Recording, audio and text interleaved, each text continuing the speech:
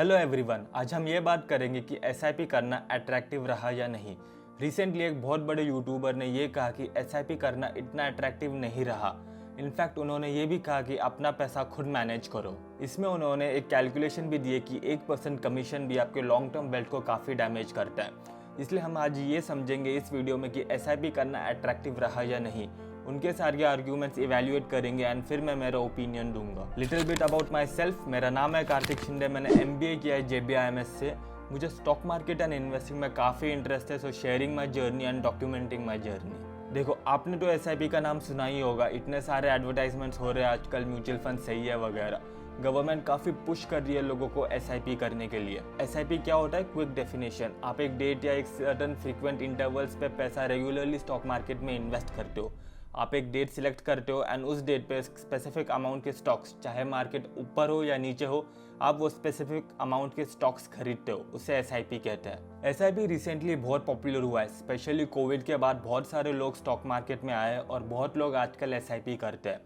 जो लोग stock market के बारे में, इन्वेस्टिंग के बारे में कुछ भी नहीं जानते, वो लोग भी ब्लाइंडली SIP कर रहे हैं, which is actually good for the country. मतलब इससे इकोनॉमी अच्छी होगी अपनी। बट आज हम इंडिविजुअल लेवल पे समझेंगे कि इतने सारे लोग जब SIP करते हैं, क्या इंडिविजुअल लेवल पे आपको सच्ची में बहुत फ़ायदा होगा या नहीं। ये डेटा देखो, लार्ज कैप फंड का पिछले 5 साल का परफॉर्मेंस।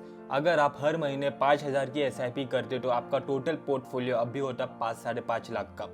लार्ज कैप फंड ने पिछले 5 साल में 20 से 25% रिटर्न दिया है। 20 से 25 return usually small cap fund देती है, तो जो ये लार्ज कैप फंड ने रिटर्न दिया है अभी पिछले 5 साल में, वो एक्सेप्शनल है।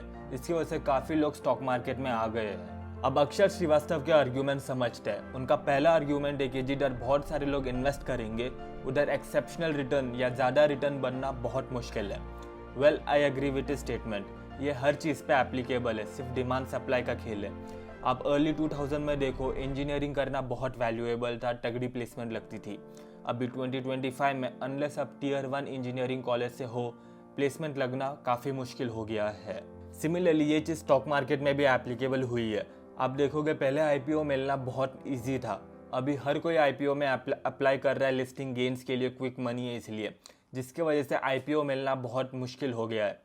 अभी आपने नोटिस किया ही होगा, आप हर IPO में अप्लाई करते हो लेकिन आपको मिलता है 50 में 100 IPOs जब अप्लाई करते हो तब एक आधा मिलता है। तो IPO मिलना भी बहुत मुश्किल हो गया है। तो इसीलिए भी स्टॉक मार्केट में जितने ज़्यादा लोग आएंगे उतना SIP में रिटर्न्स कम बनेगा, क्योंकि सब SIP करेंगे, सबका थोड़ा थोड़ा पैसा बनेगा। स्टॉक मार्केट जिधर 14-15% रिटर्न देता था, अभी देगा 11-12%। इसमें अगर आपको स्टॉक मार्केट में 14-15% रिटर्न मिल भी गए तो जो इन्फ्लेशन है वो ज़्यादा होगी। इन्फ्लेशन अगर 10% हो गई एंड एक्चुअल रिटर्न आपका 13-14% बढ़ा, तो आपकी रियल वेल्थ सिर्फ 3-4% से ही ग्रो होगी। ऑल्सो अक्षत का मानना ये भी है कि इक्विटी पर long term capital gain tax बढ़ाया जाएगा। पहले 10% था, फिर पिछले 2 सालों में 12.5% हुआ।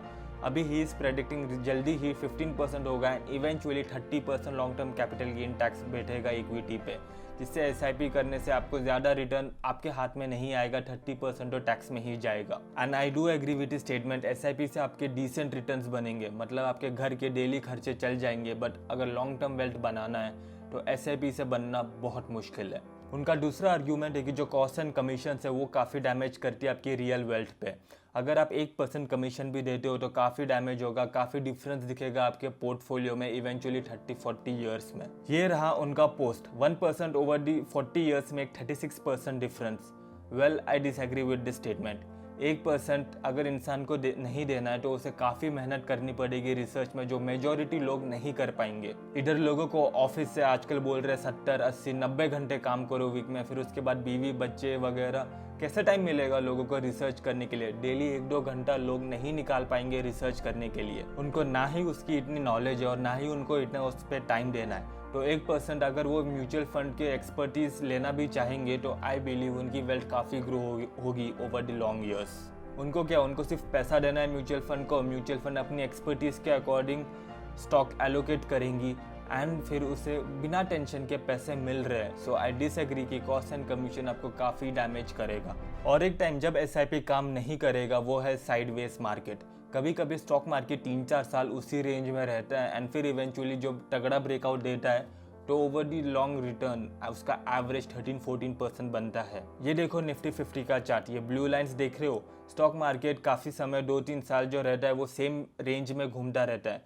अगर आप 2 साल लगातार हर महीने SIP करोगे एंड 24 महीने के बाद देखोगे कि आपका पैसा उतना ही है, इनफैक्ट आपका लॉस हो गया, इन्फ्लेशन एडजस्ट करोगे तो आपका पैसा डिक्रीज हुआ है वैल्यू में, तो इसमें आप मोटिवेशन लूज कर दोगे एंड SIP बंद कर दोगे।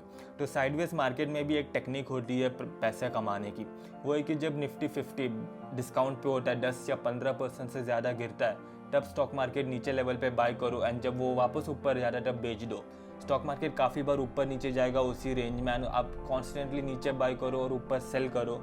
इसके वजह से आपको एटलीस्ट ईयरली प्रॉफिट तो दिखेगा और आप मोटिवेशन लूज नहीं करोगे। Now quick summary on whether SIP will work और नॉट। अगर आपको डिसेंट रिटर्न्स की ही एक्सपेक्टेशन है 12-13%, देन SIP इज गुड। अगर आपको रिस्क लेना और एक्सेप्शनल रिटर्न चाहिए देन SIP वो नहीं दे पाएगा, सॉरी। सेकंड है कमीशंस। अगर आप खुद से टाइम नहीं दे पाओगे तो आई बिलीव जो कमीशंस रहते हैं म्यूचुअल फंड्स के वो जस्टिफाइड है। ओवर द लॉन्ग टर्म जो आपका वेल्थ बनेगा उसके लिए 1-2% कमीशंस ठीक है। एंड थर्ड है SIP साइडवेज मार्केट में काम नहीं करेगा, आप मोटिवेशन लूज कर दोगे। अगर आपका टाइम फ्रेम स्मॉल है 2-3 साल का, बट आप ओवर द 5-10 साल SIP लगातार इन्वेस्ट कर सकते हो, then SIP is good. Hope आपको आइडिया आ गई होगी कि SIP करना चाहिए या नहीं। वेल मैं SIP तो पर्सनली नहीं करता क्योंकि मैं काफ़ी टाइम देता हूँ रिसर्च और स्टॉक मार्केट एनालिसिस पे, बट मैं लोगों को सजेस्ट करूँगा मिक्स ऑफ बोथ, SIP भी करो और स्टॉक मार्केट भी करो। इससे आपका लगातार पैसा भी बढ़ता रहेगा और आपकी स्किल्स भी डेवलप होंगे। Thank you for watching this video. If you like this video please comment and subscribe invest with Kartik. See you soon.